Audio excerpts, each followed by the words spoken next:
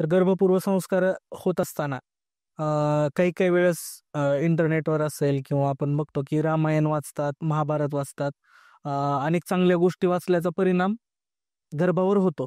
तर ह्याच्यात किती म्हणजे ह्याच्या मागचं रिझन किंवा सायन्स आहे का त्याला, की ही गोष्ट पूर्वीपासूनच चालत आलेली आहे? मग यासाठी जे काही म्हणजे हे जे काही शरीर तयार होतं, यामध्ये शारीरिकदृष्ट्या व्यक्ती उत्तम व्हावा यासाठी प्रत्येक जणच प्रयत्न करतो. परंतु फक्त शरीर महत्वाचं आहे का? तर त्या शरीरामध्ये असणारे विचार, त्या शरीरामध्ये असणाऱ्या वैचारिक प्रगल्भता येण्यासाठी हे जे काही पंचेंद्रियांना चालना दिली जाते, त्या पंचेंद्रियाच्या चालना देण्याचे या अनेक पद्धती आहेत.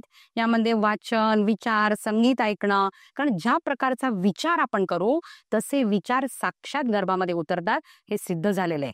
कारण आमचा गर्भसंस्कार 2005 सालापासून मी केलेला आहे, शिकवलेला आहे. ते लेकरं आता मला येऊन दिसतात की ते कसे आहेत.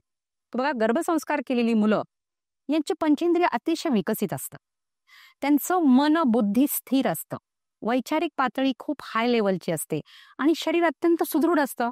कारण शरीर सुदृढ असल्याशिवाय या सर्व गोष्टी त्यामध्ये जात. बरोबर. म्हणून आपण पहिल्यांदा शारीरिक गोष्टीकडे लक्ष देतो.